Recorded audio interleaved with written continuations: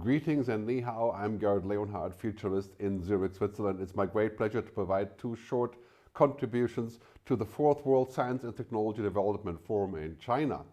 Let's start with the main challenges facing global development. Of course, we know there are many, but last year I made a film called The Good Future to talk about how we can deal with those challenges. This was in the middle of the COVID time. You can watch it at thegoodfuturefilm.com. And then when the film came out, I realized that there are really four waves of change that are coming across our global community and facing the world. So first, of course, pandemic and COVID-19, but then the recession that we're in the middle of now, the economic impact of the pandemic, and of course climate change is the wave that's been there all along, but really becoming very big now after COP27 and really impacting our future. And then right after that, the whole discussion about technology, right? Singularity, artificial general intelligence, how machines are changing the way that we live, including genetic engineering, general intelligence, automation of jobs, and so on. And I think these are challenges, of course, but there also are opportunities. As we saw, of course, in the COVID crisis, we invented a new kind of vaccine that has other applications. We changed the way that we do healthcare. I think, in fact, you could say that because of what we have learned in the COVID crisis, business as usual, the way that we used to do business, is dead or dying. That goes for energy, goes for tourism, it goes for pretty much everything else that we do on the global level, transportation, flying, and so on.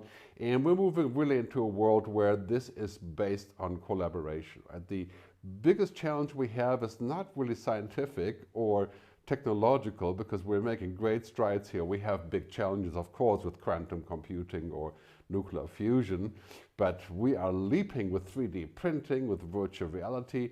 Our biggest challenge is to work together and actually employ it for the good, right? So that entails a global pivoting, a global change of how we look at the world.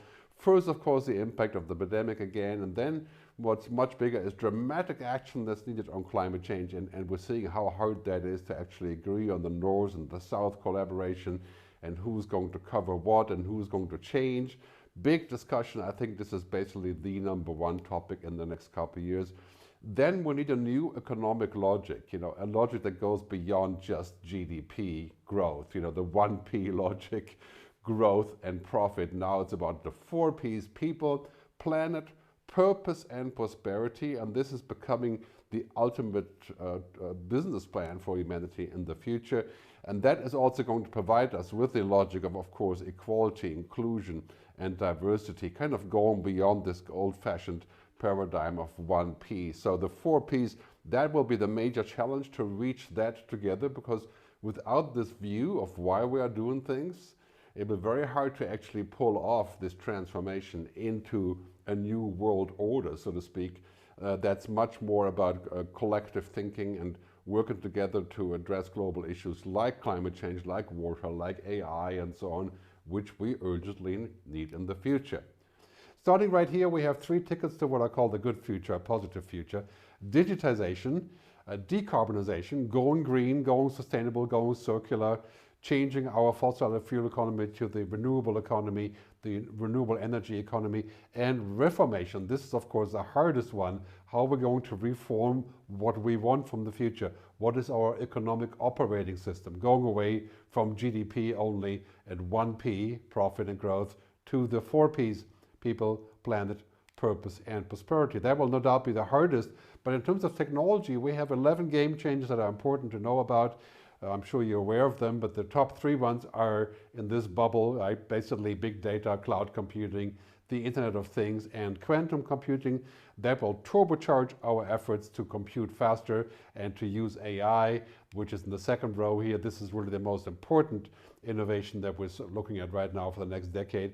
I think to a large degree, artificial intelligence is a bit of a misnomer. I would prefer to call it intelligent assistance or smart computing, and of course deep learning and machine learning, because these machines are not intelligent like humans. Right?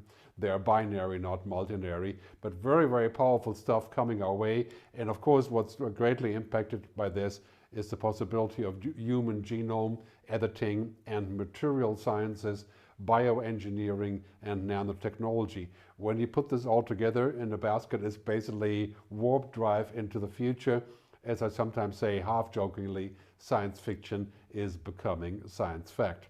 And the world around us is going digital, not just the cities, but also the fields for farming, rivers, energy, grids, and so on. We're moving into a world where everything is connected, and that's primarily a good thing, but it also brings new issues of security, safety, and of course privacy that we have to keep a good eye on. We're making very fast leaps in the future of 3D printing, for example, printing houses. This is an example from the US, but this is very popular in China, I hear. 3D printing meat from the lab, cultured meat grown in the lab. Yeah, it sounds crazy, but this is now actually becoming part of various food chains already around the world. And lastly, of course, nanotechnology, like the spider silk technology that can be made in the factory, not from spiders anymore. So all of a sudden we have a huge leap in bioengineering. That's going to change everything, basically engineering, manufacturing, all the processes of consumption and so on. And we're moving into a future that may be completely energy abundant with nuclear fusion, the opposite of fission, of course. So moving into that, basically, I think the next 10, 15 years will bring more breakthroughs there. We're not here yet, but on the other side of the same coin, we have more quantum computing power. And if you put it all together, basically nuclear fusion, unlimited power, and quantum computing would be unlimited computing power. We can solve a lot of problems with this, and of course we can create other problems. But if you're looking at what's happening in healthcare, digital healthcare, we're moving into a future where that's normal, where we don't necessarily take pills, but we're aware of our health situation beforehand. We can act smarter, we can change our lifestyle, and this is clearly a major business opportunity across the world. Now, the other thing that's happening, of course, is that Big Blue technology, it's also bringing forth what I call Big Green, which essentially is the switch to anything renewable around us: battery storage, smart grids, climate fintech, on-demand responses, battery recycling, wave and tidal power, solar power.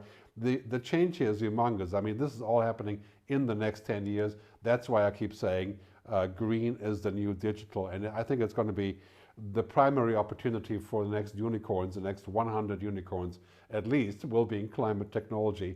And if you look at this together, big tech and big green, you have sort of the miracle technology at our disposal for the next decade to change materially pretty much everything we want to. But it has to come down to, of course, agreeing on the policy and which way we're going. Technology alone will not be enough. Technology is a tool. We need the right policies. We need the right implementations. We need the right security and control, because the thing about technology, of course, is that it can be both amazing and fantastic, but it can also bring new risk, and it certainly doesn't know about ethics, right? Technology is just zero and ones, it's binary, it doesn't understand what we want, what values we have. We have to take care of that. So it's very important to think about what technology can do and what we would want it to do, right? I always say we have all the tools, the science and tech, and we'll have a lot more in the next decade, but we must urgently agree to work on our telos. Telos is a Greek word for wisdom, for understanding, for purpose, for a goal, right? Because that's going to make technology more human and more sustainably human for us as well, as we're moving into the future of the 4 Ps: people, planet, purpose, and prosperity. That's kind of the destination where we're going in the new economic logic, and clearly that's going to help us evaluate things like artificial intelligence, which in the beginning, of course, is mostly about intelligent assistance and automation and automated intelligence.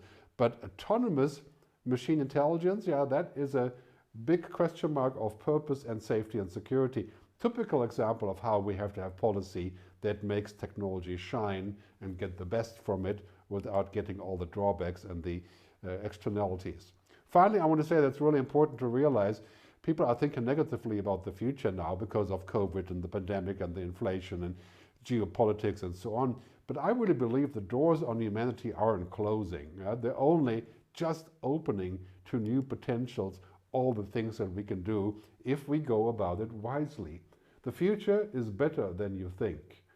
Let's think about that as we go forward, and I hope to see you in the future.